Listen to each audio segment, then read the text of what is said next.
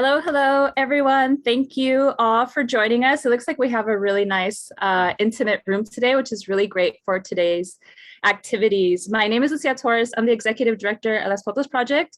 I am very glad for you all to join us today. This is our first Sister Circle event that we have of 2022. We'll have a few more throughout the year. We have one every other month, so keep an eye out for those that are coming up. We're going to have some really good stuff for you all. And then hopefully our first in-person Sister Circle event. We've been waiting for 2 years to do that. So keep an eye open for that.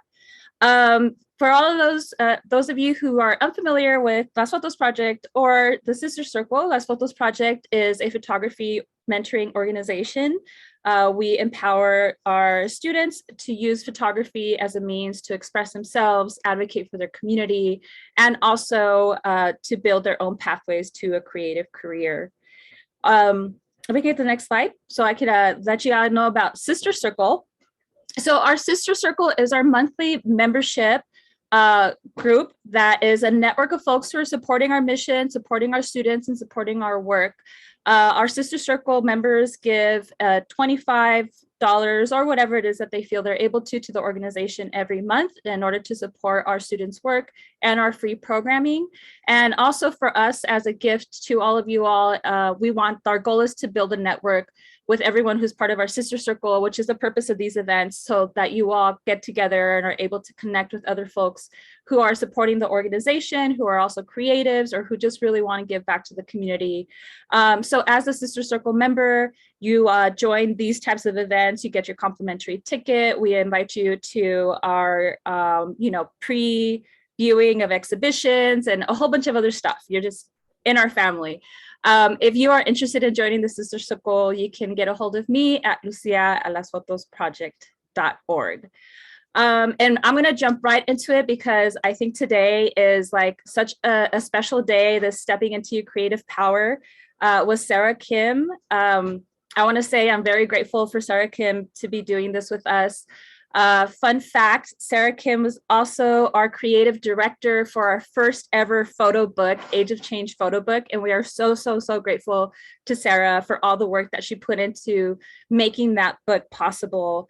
And so we're so excited to have Sarah here today to be able to guide you all into this, stepping into your creative power, and then also just sharing her own process with you as well. I'm going to let Sarah introduce herself and, tell you a bit more about herself, and then we're going to get this party rolling. So, Sarah. Hi. Hi. Hi, everyone. It's really nice to see you. I'm Sarah Kim, and I'm the founder of By Way of Us. We produce educational events for entrepreneurial women. I'm pretty shook right now. It's like a very powerful room of powerful women and a lot of women that I really look up to and admire. And so, I mean, women that I've learned from. So it's actually wild that I'm the one leading this one right now. So I feel very humbled. I feel really, really excited. And in what I'm sharing with you guys today, I feel like I am also working through. So this is hopefully just like a very open and honest and vulnerable space. A little bit about me. Um, yeah, I started By Way of Us, which used to be called By Way of Brooklyn, 10 years ago this year, I just realized. And I lived in New York for 8 years, and I worked in magazines for a while. I worked at a men's magazine called Antenna. It was the same publisher as Double XL, Ride, 0 to 60, Slam, Basketball Magazine. And when it folded, as magazines were folding in 2011, 12, I said, I really want to talk about women. I'm tired of talking about men and streetwear and men's fashion. And so it kind of was around the time that influencers started becoming a term that was popularized. And for me, By Way of Brooklyn was really about featuring women who are doing the work because they enjoyed the work, not about women who are doing the work to get shine for doing the work. Not that there's anything wrong with that.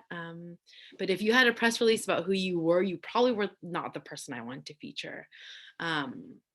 So through that, I moved to LA, which is why we changed the name.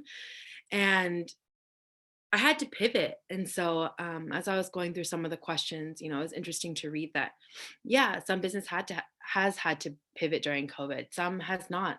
Some business has dwindled. Some have gotten stronger. But for me, it was really interesting because I had to pivot to events, and it was something that I'd never done before. And so even now, talking to you guys feels better. But my background is editorial, um, and with that, I was working at an agency called Team Epiphany. My former boss is on the call right now and taught me everything that I know. Really, I was asked to work on Nike NYC, their first city channel that was non-sport, and it was like my dream come true to do what I was doing through by way of Brooklyn, but through the lens of sport. And I got to work on Converse and Jordan, and after I left TE, like Google. Trying to think of Red Bull, a few other big brands, helping with sort of influencer marketing. And then I got the ask to work on Goat, a sneaker platform. Their magazine called Greatest, Outdoor Voices, their editorial platform called The Recreationalist. I was making $22,000 a month, and I was crying every day. And I was really unhappy. And my husband was like, "You're terrible to be around. Do you need to quit one?" And I said, "No, I'm making the most money I've ever made and I'm not quitting. I don't care if I'm terrible. I don't, da, da, da, da, whatever." And then I got pregnant. Um, and for me, what's crazy is that I would put myself and people around me through that, but I wouldn't put my child through that. And for me, it was a huge self check. Like, you would put yourself through that stress, you would put your husband through that stress, but you wouldn't put your baby through that stress. And what does that say about you, your priorities, the legacy you want to leave, those kinds of questions? So it sort of leads me to where I am today. I've had insane clarity this year. It's wild. I think it's because my son is now 2 and not 1, or just newborn. Um, but through by way of us, it's always felt sort of disjointed. I'm doing a lot of different things. We put together in our exhibition of 15 female artists. We put together something called Back to the Ballot. More specifically, a guide to understanding WTF is on the ballot, a layman's term for voting, really. And it's all sort of felt disjointed up until this year. And for me, it's really, what do I want to do? How do I want to help people? And what is the legacy I want to leave? And suddenly it all feels very clear. I don't know if it's a time thing, I don't know if it's an experience thing, but I'm hoping that through our time together today, whether you feel clear or not, whether you feel stuck or not, whether you feel like you are just growing and in this rapid flow, or whether you're feeling stagnant, I'm hoping that some of the questions and then the zine that we go through later in the second half, um, will help sort of just catapult or sort of rattle what is going on right now in your life, what is going on right now in your career, and ultimately sort of what's going on for the legacy that you will leave. So if you guys are ready, can we just jump into the questions? Okay, so it's a 3-part question, and I want to give everyone a chance to sort of write maybe a couple minutes, a minute or two, and then if you guys feel comfortable, a few people share. If you guys also feel comfortable showing your faces, if you're eating dinner and need to step out or something, that's all good too. But I would feel really happy to see everyone's face. It would feel a little bit more warm. But let's start with, what service do you currently provide? What do you want to provide if it's not currently the same thing?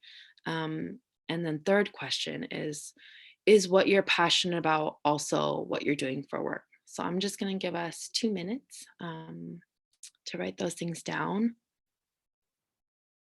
If I had a better singing voice, I'd sing for you guys, but I'm not going to do that.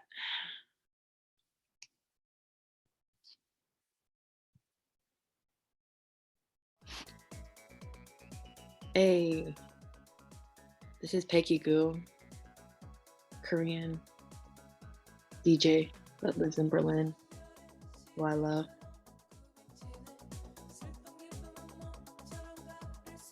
Just 1 more minute.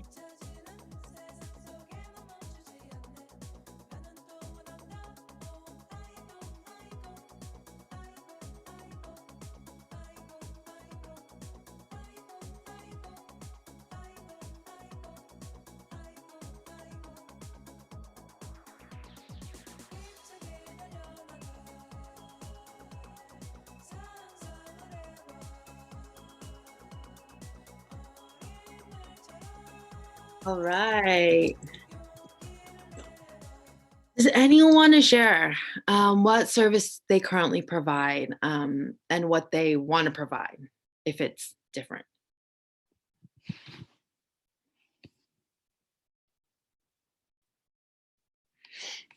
Anyone? I can share. Hey, Sammy, what's up? Hi. I'd love to know what service do you provide and what do you want to provide? Yeah, so the service I provide is tech consulting. I do tech consulting to help companies with implementing and optimizing their sales and marketing platform. If you asked me 10 years ago if I enjoyed that work, because I've been in this space for like 15 years. And if you'd asked me 10 years ago if I enjoyed it, I absolutely hated it, only until I started my own practice. Mm. At that point, I was able to identify the clients and the industries that I enjoyed working with. And I think that shifted my perspective on it. And so, what I want to provide, when I think about that, I used to think of myself as like, this tech nerd that would come in and do coding and send them, send consultants or send my clients a solution. But now I see it as a different thing. I see it as a service that's finding a creative solution to help my clients to be able to do their job easier, more efficiently, reduce their stress because they're not having to do all this manual work. And so I've shifted my perspective on that. And so I think that's made me more excited about this job that I'm in, or this, practice that I'm in. But as far as feeling passionate about it, I think I need a little bit more work on kind of framing that, because I know that this is an industry that I'm good at and it's probably what I'll be in for a while, because I don't really have experience in anything else. But I just need to find ways to be more passionate about it. And I think I'm heading that way by shifting my perspective of helping clients find creative solutions. Because for me, I find myself being more of a creative person than like a left brain, right brain kind of person. Right. I'm definitely more creative. And so figuring out ways to embed more of that into this tech space is probably what's going to make it more passionate. Thank you for sharing. That is so awesome. I think if I can just feedback right away, as a person of color in that space, and also being someone who is a creative, but in tech, I'm a creative, but my husband is IT in our family. I cannot IT anything, for the life of me. And so to be a woman, to be a person of color, and to be a creative tech person, that is so special. And I think that it creates such a uniqueness in what you provide. And so even how you've reframed it to creative solutions, I think is so wonderful. And so I don't know, that's really, really exciting to hear, because you just as a tech person, I think that I could understand how that might be challenging to just hey, I do tech, but it's not. I love the way that you framed it to creative solutions, from a tech standpoint.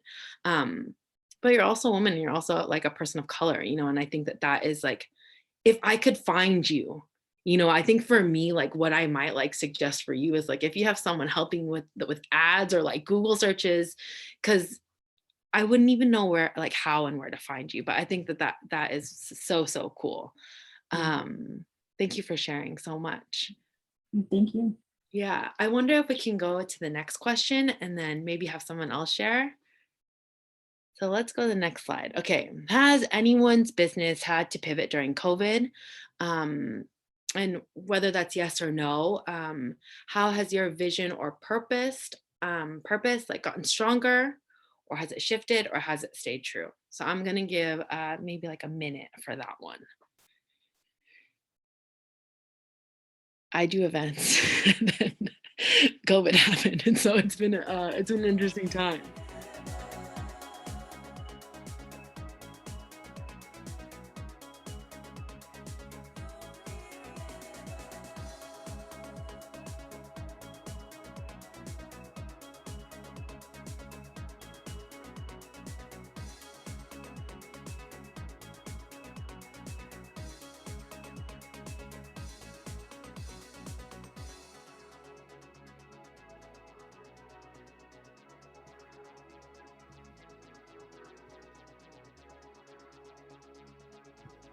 Okay, that's like maybe a minute. So does anyone want to share? For me, I was doing events and then yeah, your girl had to pivot. Anyone else?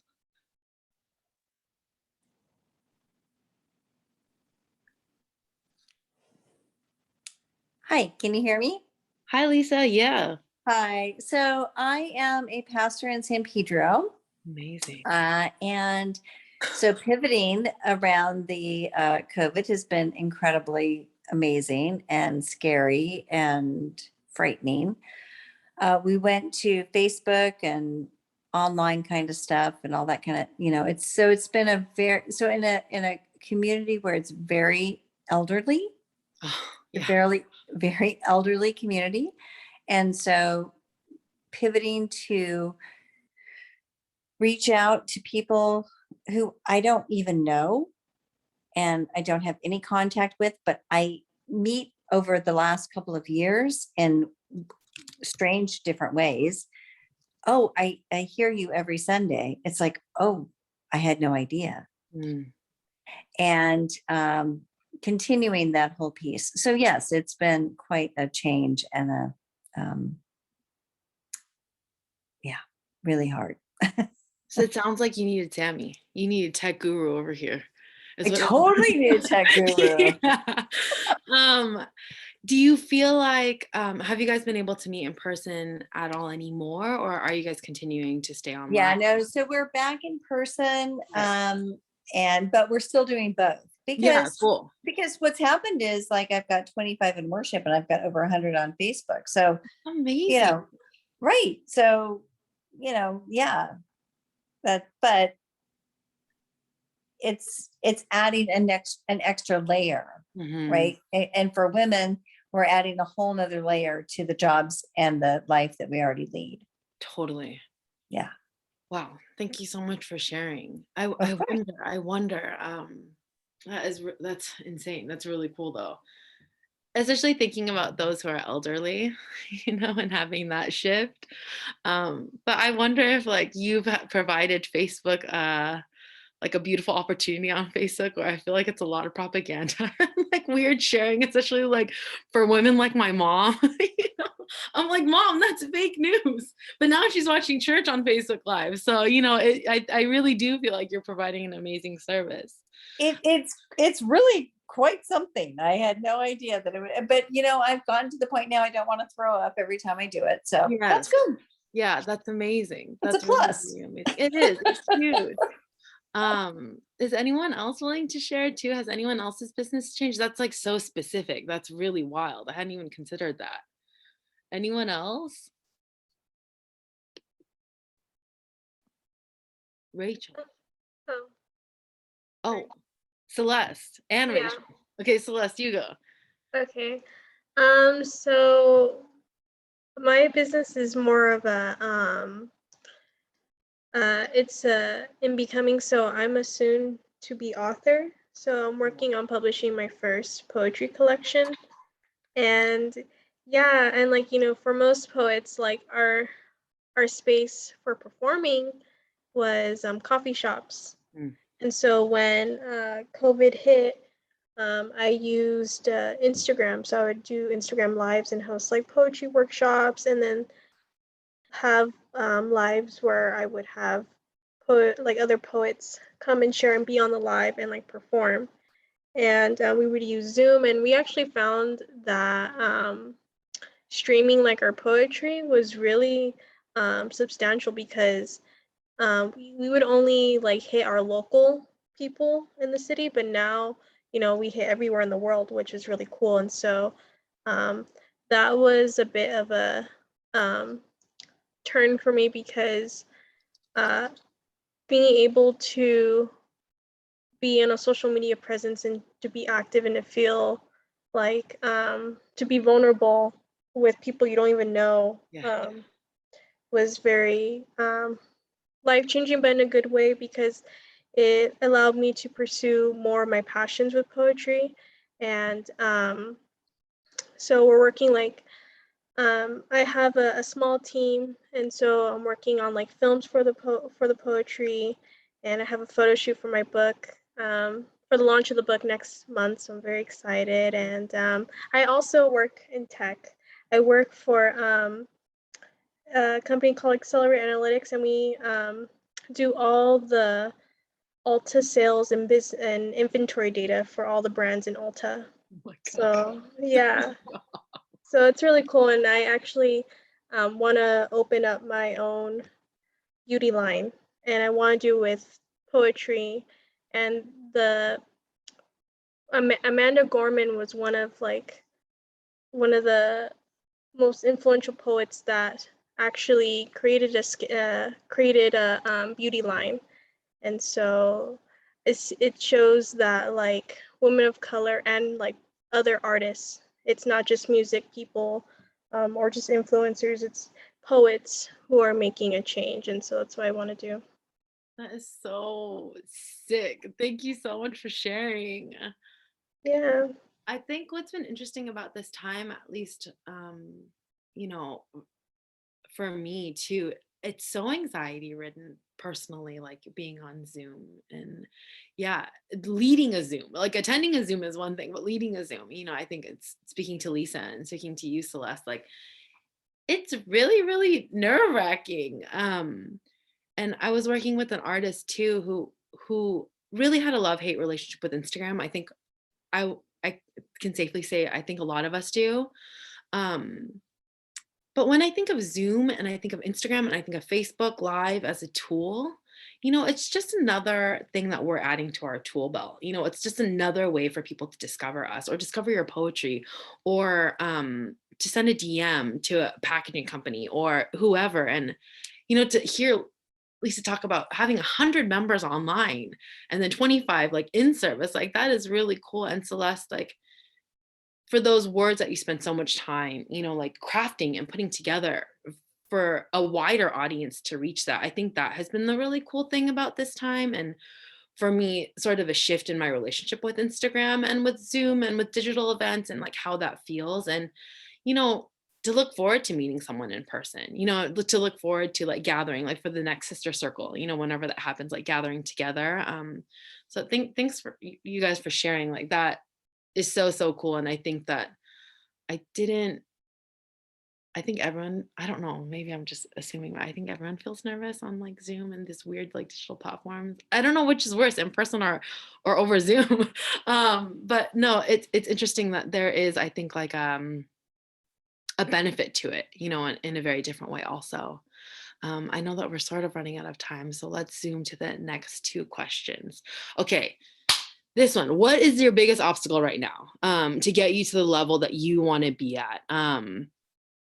Let's try something else. Let's try if people want to add it to the chat. So it's not like you have to say it out loud and hear yourself say it out loud, but maybe like you could add it to the chat.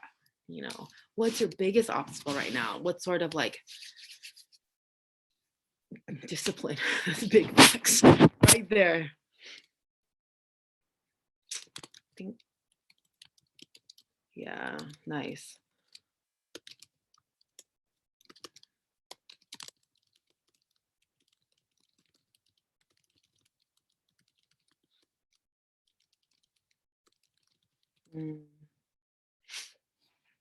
Oh, I sent that privately.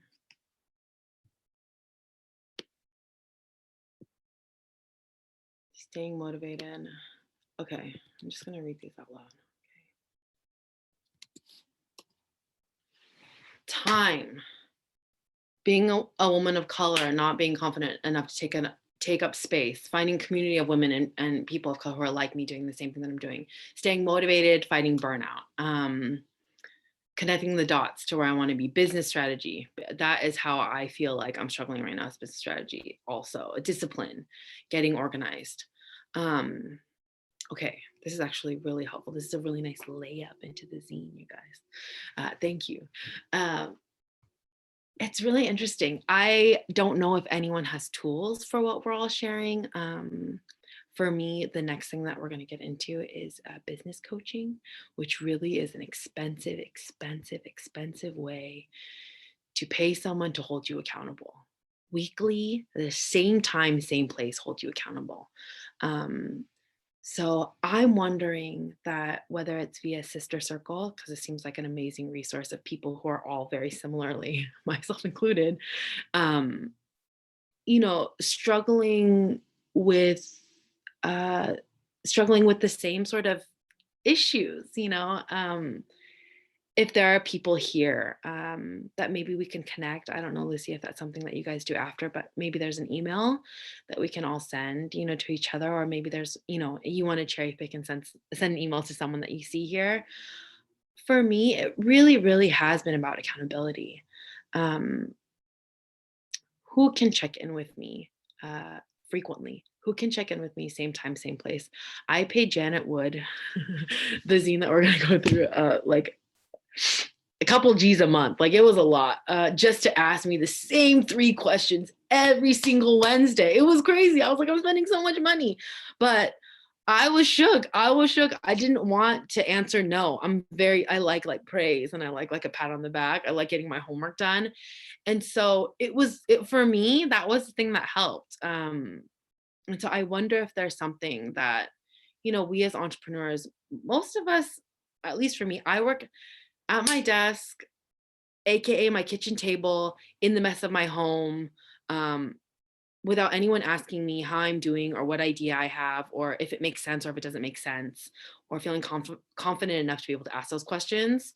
I wonder if there's something that can form from this group, or from Sister Circle, or from someone from this group, that we can reach out to. But let's get to the next question and then get into the zine. Okay, next question, last question. Think about this, marinate on this. What is the legacy that you want to leave? For me, it became very clear when my son was born. My friend Zarna, who is just the bomb. She's like a creative director at Nike, but has something called Tonal Journal as well. She helped work on the zine and the print for Las Fotos also. She said, your kid is not going to remember how much money you made, what your 6-figure salary or not 6-figure salary was in a year. That's not what they're going to tout about you. Your kid is not going to say like, wow, my mom was so good, or my best friend, or fill in the blank of whatever role you pride yourself in your life. Answered emails so quick. She was so prompt at emailing back. That's not something that he's going to remember. He's not going to say that. He's going to say, wow, my mom really uplifted other women. Wow, my mom really made sure that other women had the tools that they needed to be able to do the thing that they wanted to do well. My mom connected people so that they could fulfill their dreams, whatever it is. And so I think as, we think about these things, if anyone feels really passionate, I would love for someone to share. Those are the things that I want to leave as a legacy, tombstone stuff. Like leave it on my tombstone when I pass. Does anyone else feel passionate about the legacy that they want to leave and would be willing to share before we jump into the zine?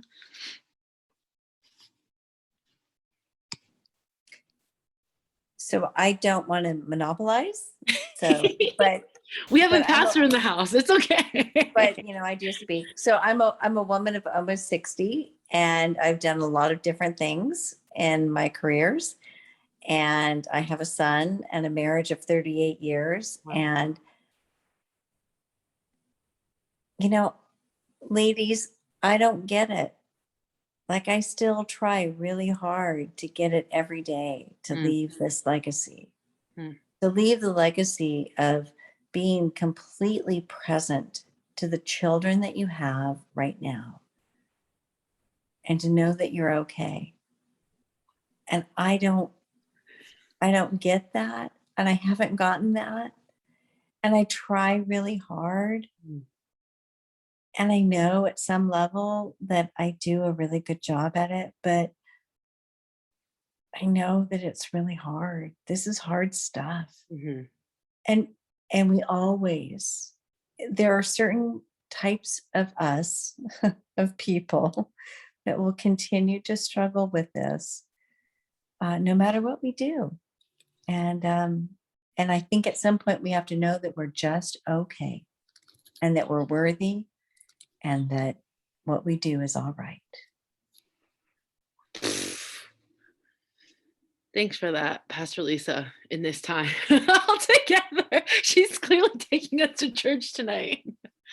I want to share. And please, that's not where I want to take you. Don't No, call me not just call me that. Lisa. It's okay. That's not the point. That's the point is just where we are as women and where we are in this world right now. Yes. Helen shared that I hope my legacy is that people feel valued and cared for in my presence, and the work we do together, and their well-being matters more than money. And I think that there is this like shift that we're all feeling. And I think that COVID has really brought that out. And I really want to like use COVID, you know, to be able to reframe like what the shift was, and what the shift is. And so thank you, Helen and Lisa, for sharing those things. Let's get into the zine. Let's do some work. And as we get into this beautiful zine, this is my beautiful coach who took so much of my money, well spent money. Fill in the blank of zine, coach with friend or boss or mentor or someone from Sister Circle that you meet tonight, or just like these questions that you decide you want to ask yourself monthly or whatever the cadence is. Janet and my art director, Sam, and I made this zine. It's kind of like a shortcut of workshops that she does. And so it's been really helpful for me, and something that like I tangibly can refer back to. And so I hope that besides like woo woo and like feeling good and like Instagram quotes that feel inspirational, that this feels like something concrete that we can go back to. So if you don't have it, there's a link right here by way of us/coaching-zine, and the PDF's all there. But let's just get into it. Okay, so the first page is just a little about by way of us. There's an image missing. When we printed on Rizzo, it's just our hands working on the zine. But all of you ladies on this call are probably self-starters, probably capable of working freelance work, managing multiple projects and clients, plus personal projects. Probably all high performers is what it sounds like, and entrepreneurs. Most people, even high performers, are getting in their own way. We're all getting in our own way. And since we can't do surgery on ourselves, an executive coach, or an accountability partner or a mentor can help you sort of see your blind spots, can help you do surgery on you versus you trying to do it on yourself. So next page. Why is it that so many of us know what to do and yet we still don't do it? And so this book, the three laws of performance, gives us a clue as to why. One, our behavior is based on how things occur to us. A little confusing, but two, helps clarify it. Things occur to us based on language. So language is very, very important. Three, and future-based language changes the way that things occur to us. So how this kind of plays out is this example here. I've said this before. I'm not good enough, or I'm not experienced enough, right? Valid, honest. So think to yourselves, and if you have a journal, or if you want to type or whatever it is, what's a recurring thought or belief that you have when it comes to hitting your goals? So it's like a belief system. For me personally, so I don't have enough experience, which is this example, or I don't have the value to ask for the money that I'm asking for, is something that comes up a lot for me. So just take a sec. What is a recurring thought or belief that you have when it comes to hitting your goals? Okay. Two, what are emotions or feelings that are associated with that belief? If you can, write them out. For me, it's lack of experience, obviously. not valuing myself, like kind of belittling myself, frustrated, start to get lazy because I don't think I have enough experience, so then I don't work towards it. And then last, when you're finished with those, what are the actions and behaviors associated with those emotions and feelings? So if you look, there's like a really little like circle here. In the middle is like the belief system. So I'm not experienced enough. Outside is the emotions that are attached to that belief. I'm trying to see. And then the actions is kind of like, I would say, the obstacles that we all were just talking about a couple questions back. So I have a time management issue, or I'm not organized enough, and so it's interesting that if we get back to what sort of the core belief system is, that the actions sort of reflect that. So because I don't feel like I have enough experience, or because I feel stuck or anxious, then I busy myself with other things and say that I don't have enough time. That's currently what I'm doing in this season of my life. Full disclosure. Or I avoid. So I would just say work through those and see if there's anything else that comes up from there. We can go to the next page. This is Queen Janet Wood, my executive coach, but just start to think about who is your Janet Wood in your life. Could be a coach, could not be a coach, it could be an accountability partner. Okay, this part is a little bit fun. So put yourself and your leadership, productivity, entrepreneurship, fill in the blank for whatever that word is, on a scale from 1 to 10. I want you to actually write it out. 1 is like crappy, I'm not anywhere where I want to be. 10 is like stellar. You are Oprah. You are creative. Everything is connecting. You are productive. If anyone can, wow, Lisa. If everyone can just write down that number. Actually, how about we write it in the chat? I'm gonna go ahead and go first because no one else has written in the chat yet. Where are you guys? Where's everyone at? Okay, Celeste and I are at a 4. Anyone else? Okay, 7. Okay, 6. We love to see it. We love a 6 and 7, guys. Yes. I need to level up. I love to see it. Okay. Amazing. Okay, 4. Carolina, we're together. We're in this together, okay? Okay, now imagine it's the end of this session. You are feeling empowered, you're feeling creative, you're feeling amazing, and you go to sleep and you wake up tomorrow and magically you are a 10. You are Oprah. Okay, I want you to write these down. 1, what do you start doing as this new 10? You could go rapid fire. You could write as many things as you want down. What do you start doing as this new 10? I'm gonna give you like 30 seconds.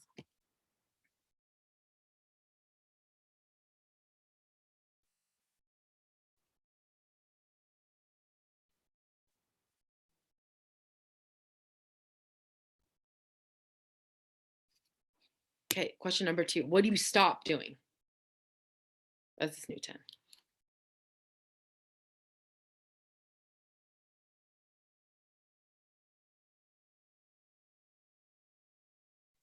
I wrote stop working for free.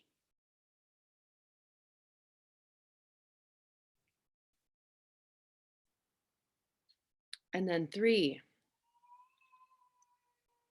my baby just walked in the door crying. Sorry, guys. What are the new results that you're getting as where you're at, as is 10?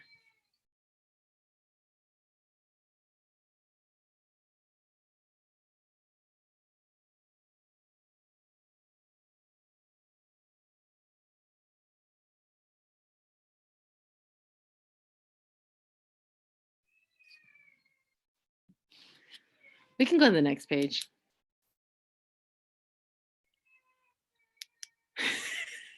Okay, this works best in specifics. So you can look over your answers again. Try not to use words like more or less or better. So write down measurable, specific things that you stop doing. So I wrote, I would stop complaining. There are very clear things that I'm complaining about in my life right now. I would maybe write exactly what I'm going to stop complaining about. Not having enough time, not having enough resources, whatever it is. Or more organized. Try, instead of more organized, try, I want, or better, asking for help, try, for example, 5 new clients per month, or my revenue is now 10K per month instead of 5K per month. Or like Celeste, for example, just because you shared what you're into. I want to get X amount of pages of my book done by X date, or by the end of this month, by March 30th, whatever it is. So the more specific we are, the closer we are to hitting our goals. When our vision is vague, our action is vague. And so the more specific that you can get, the better it is to be able to action on those things very specifically. Okay, now, everyone, imagine that this 10 that we've just talked about is suddenly transformed to a 2. Okay, now what is your new 10? I'm going to ask you the questions again. What do you start doing as this new 10? You were a 2. That 10 that you just thought about is now a 2. Think about where you are now as this new 10. What do you start doing? I'm going to give you like 30 seconds.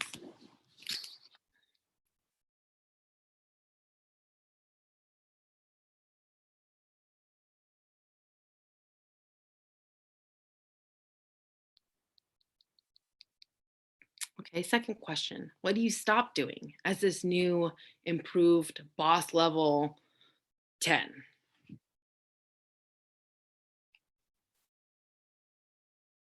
For me, I wrote, instead of working for free, I charge X amount of dollars by the hour.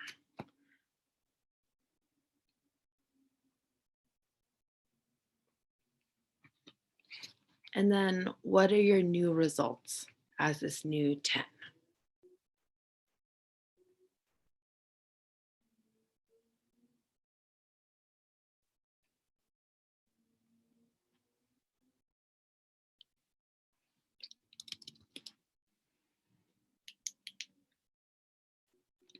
Does anyone want to share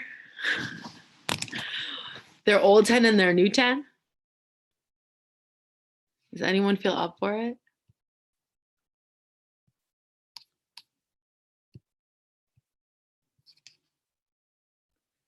I might quickly share mine if that's okay with you guys.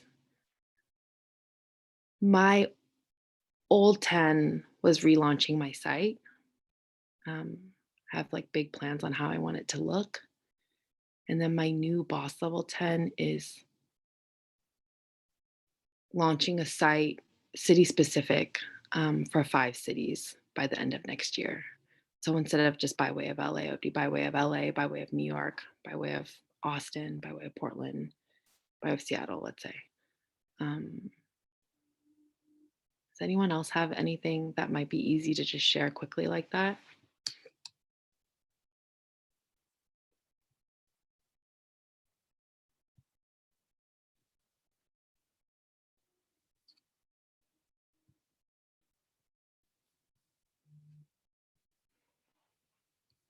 No worries. Let's go to the next page in the interest of time.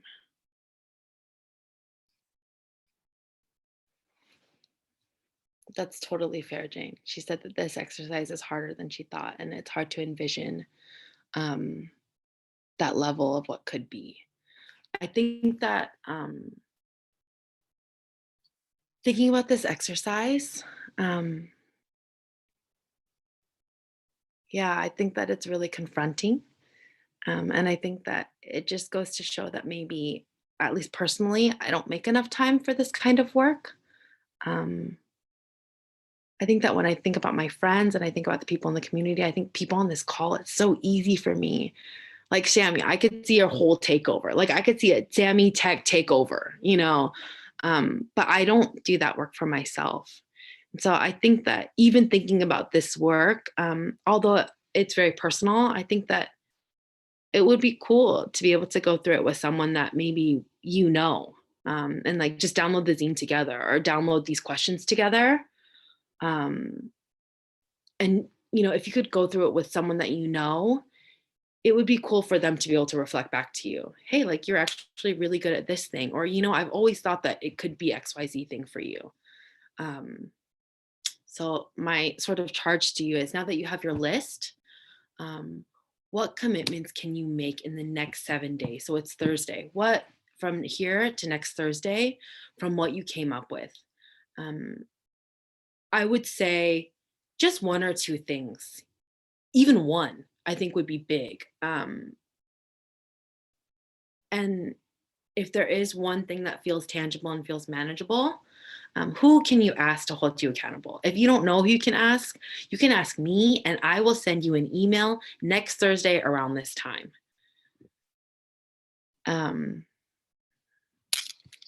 If you feel comfortable, you could drop a yes, Lucia said. It would be really, really cool, I think, because there's an onus, you know, and I think that for people who are rooting for you to do the thing that you said that you were going to do. So the next slide really quickly is, it's so crazy. I've been noticing this in my own language and with language with this artist that I've been working with. Disempowered language sounds like I can't, you know, I should, I think I need to, or I want to. And sometimes I think that the language is okay. It's not incorrect in any way, shape, or form. I have to, man, I have to reach out to 5 more people. You know, I got to reach out to, man, like I need to do that thing I've been meaning to do. It's not wrong, you know, it's just disempowering. So empowered language can look like, I'm committed to, I'm going to, I choose to, I choose not to, I get to. That sounds really different. It feels different coming out also. I'm going to quickly go through some this versus that statements. So just feel it, hear it. Okay. I need to get out more and network versus I'm committed to networking twice a month. Okay. I'm committed to it. It feels better when I say that. I'm making commitment to myself and it's very specific, twice a month. I'm committed to doing that. Okay. V2. I want more clients versus I choose to call 10 people in my network this week and ask them if they'd be up for an info call. Very specific, very concrete. The amount of people, by when, and what I'm going to ask for. Okay, 2 more. I have to get more organized. Your girl's got to get more organized versus I choose to get organized today by 5 p.m. or I choose not to get organized right now because I'm choosing other things as a priority. That, to me, it's really interesting that you choose to or you choose not to. Choosing not to do something is also really empowering. But what is the why? And why are you choosing to? So it's not, for me, it's this running laundry list of things that I have to do. I gotta get to it, you know? And then last one, I really should finish my book versus I get to finish my book. It's really different, right? So my charge to you, start inside your head and out. What are the recurring conversations that you have with yourself and with others? How can you start to shift your language? For me, I just changed to saying I'm committed to, or I choose to, I get to. That felt really, really different. Even if I'm rolling my eyes and saying it, because I'm like, oh, I choose to, you know, it still feels a little bit better. I'm going to share a really quick success story from one of Janet and her clients. Bear with me as you continue to hear my voice. Okay, Janet, I was working with a client named Kim whose main goal during our time was to get her dream job as a kindergarten teacher. She was younger than most of the other candidates, sometimes an excuse I use also. And despite several attempts to apply to the school she wanted to be at, she kept coming up short. During one of their calls, she invited her to notice how defeated she was. I've already tried everything, is a version of the conversation that kept happening. I asked a simple question next. Kim, are you committed to getting hired as a kindergarten teacher? Kim slowed down and wrestled with the question. What I love about this question is it's not asking whether you know how or when. Commitment brings us to another level of thinking where no other option seems available. Kim, gun to your head, you had to get this job in the next 30 days. What would you do? Who would you reach out to in your network? Kim thought hard. I guess I could reach out to my friend Steve again and see if there are any openings he's aware of. Great, I said. When's the last time you talked to Steve? Well, I emailed him a month ago and he didn't answer. Great. Are you clear with what your request is? Kim and I came up with a clear, powerful request together and sent it to Steve. A day later, Steve responded with, actually, I think I just saw an opening, different school for the position you're looking for. Send me your resume.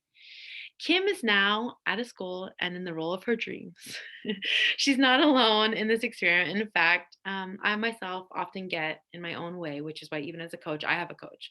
We can't do surgery on ourselves. A coach's job is to advocate for you and to get out of your own way to live the life of your dreams. I think that this sounds like a very fairy tale story. But I think what's really cool about this example is that there's someone asking Kim, who can you reach out to? Who do you know? Where can you start? And then when do you want to do it by? And then what is your request? I think so much of what we're talking about this evening, especially with the women that are here, because the women that are in this room are so badass. I think we have really the ideas. I think that we have sort of the action plan. I think it's just the accountability is what it sounds like. And maybe even the belief system, some of those like very core belief systems. So I would be curious to see, going back to what are the commitments that you can make that feel manageable, tangible? Maybe even some of the commitments that feel a little bit bigger, and then who can you ask? So those are kind of the two questions that I'd love to end on this evening, just to ruminate on, think about, marinate. And it can be me. It can be this group. It can be someone that maybe also needs that in their life, but no one's asked them. And so I would just implore you and encourage you to write those things down and commit to them. Look through them. Even download the zine if you need to. DM me if you want to. Because I think that all of the ideas and all of the women that are in this room are just like so phenomenal. It would be really cool to see what could come of this time, like the ripples that would come of this time, if we could keep to our commitments and if we could be accountable to ourselves. Okay. That sort of ends this scene portion in my time. Lucy, I'm just gonna pass it back to you. Yeah, thank you so much, Sarah. And so we said 7 to 8 o'clock. So if you folks have to log off right now at 8 o'clock, I want to say thank you so much for joining us. But Sarah has also offered up a few more of her minutes tonight for any questions. It was just such a great session. And, I didn't want to just kind of like end. So I thought maybe there was like some ending. There has to be some ending reflections here. There has to be some ending questions. So if folks want to stick around and have a question or, have just some ending reflections you'd like to share. Yeah, thank you, Sarah, again, for sticking with us for a few more minutes. Of course, Kiko's going to join us, if that's okay. Hi, sweetie. Does anyone have any questions? Or how are you guys feeling? How does everyone feel?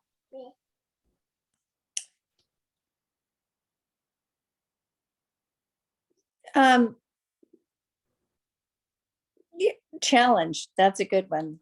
Yeah, I think this is amazing and interesting and reflective and all of the things that I do on a professional level and don't get the opportunity to do on a personal level.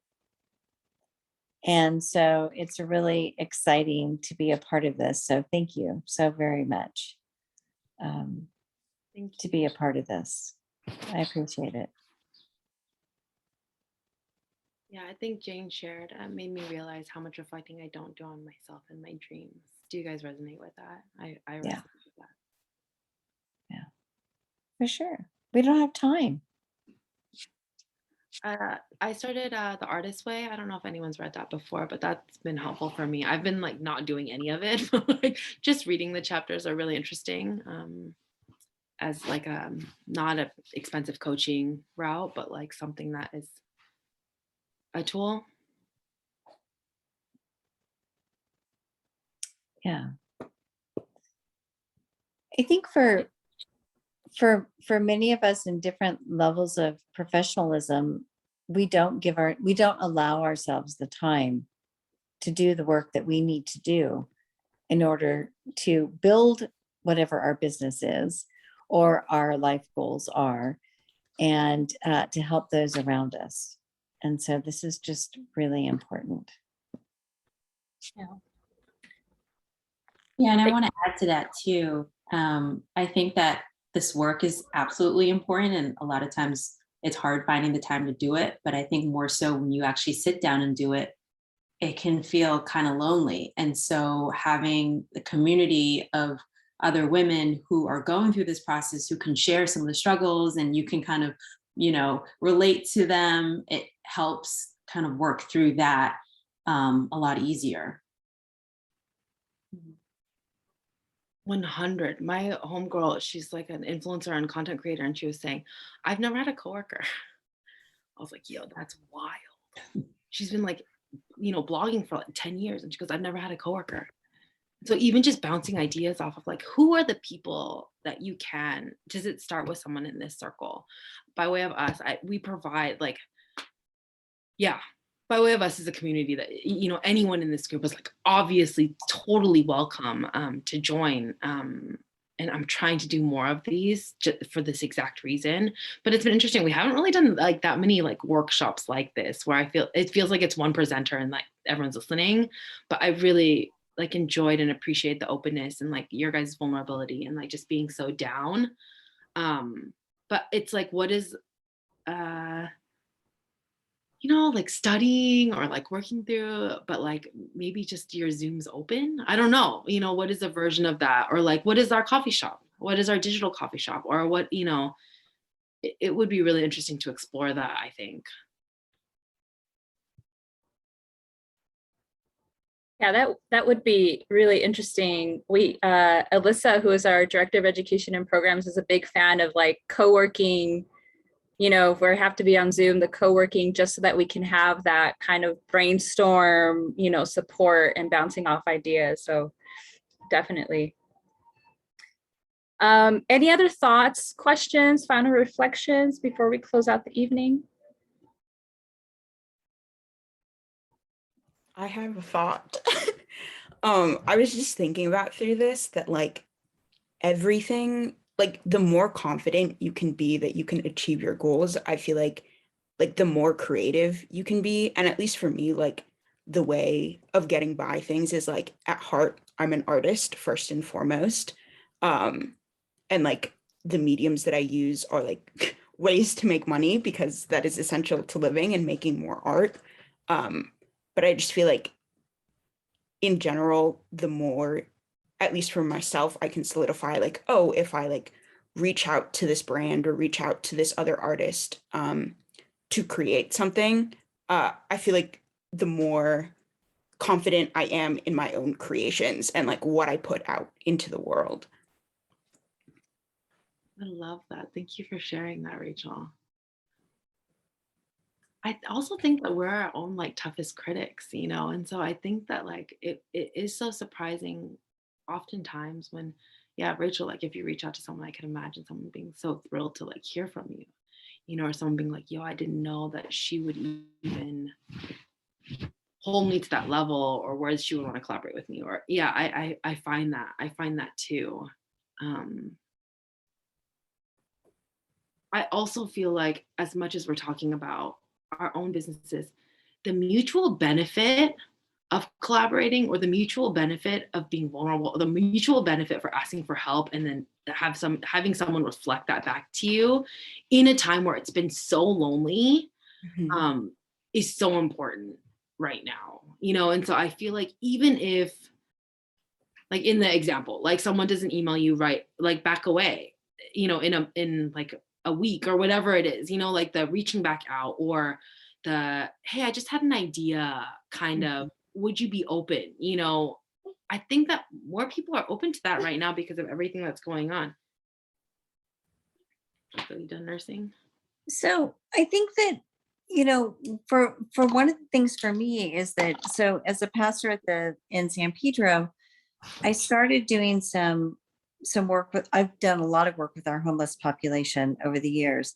And so recently in December, I was contacted by a newspaper, and I did an interview with them. And in December, that newspaper article was published, and it was on local newspapers. And then it got to the LA Times. And then the LA Times asked if I would do an op-ed. And so you just don't know what we have no idea what it's going to bring. And when we're just open and honest and being ourselves and bringing what we bring, lots of really great things can happen. Yes. And like on that, I think it's like the reaching out is, I think, the hardest part, because like before you even do that, it's already, at least for me, it's like the self-doubt of like, will they, like, let's say I have like a wild idea and I'm like, this would be a great campaign. Like sometimes I feel like, who am I to like, Yes. like, I don't have that necessarily like credential, like the big brand sort of thing to be like, I have a great idea. But I think what I'm trying to do more of is just to like, what if they want to run with your idea? Like, you know? Exactly. We just don't know. And I think that's the piece, that we have to be brave enough and confident enough to stand firm in what we believe in, to say it's okay. It may work and it may not. Yeah. And it's okay.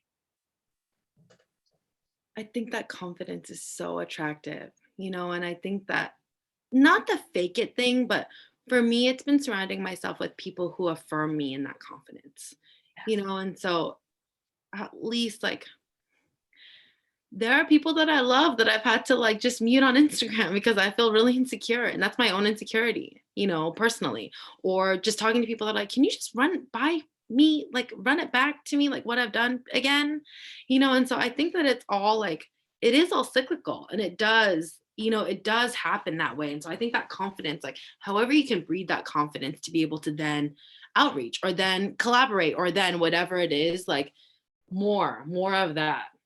Yeah. Yeah. And I think it's also like, what I think like therapy, I think a lot of people started going to therapy in COVID. Yeah. And like me personally, I did. And I think the biggest shift was that I had to remind myself, like, it's not necessarily like an honor that these brands want to work with me. It's an honor like that I choose to work with this brand. And that like whole shift was like, oh, like, right. It's like my time, my ideas, my presence, just who I am is of value. And I think especially as like a woman of color, that's like, this is such a hard, like, I'm like, what would Chad do? Would Chad walk in here and like expect that like position and for them to like go through their campaign ideas? Yes. So like, why shouldn't I? Like, why am I any less qualified? That's right. Oh my gosh, that's amazing and beautiful. That's exactly right. Like, all of you are worthy of all of this. We're all worthy of all of this. We put in hard work for what we do and what we care about. And yeah, we're worthy of it. We're worthy of it, ladies. Let's go make it happen. Yes, absolutely, absolutely. And on that note, I think I'm gonna close this out. Sarah, I see you because he seems to be very sleepy and hungry. So He was doing this new thing where it's like he gets under you and it's like up, up, up. It's like, get up. well, we'll let you go to be with him. Thank you again so much for being here with us tonight. Really appreciate your time and all of your knowledge, and just sharing with us your process as well. And of course, always thank you so much for supporting the organization. And to all of you who joined, and everyone who's had to already log off, we'll send this recording to everyone along with the contact of everyone who said yes, that it's okay to share the contact to everyone. And keep an eye out for our upcoming Sister Circle event, which will happen in May, hopefully in person. And again, like we try to bring folks together like this.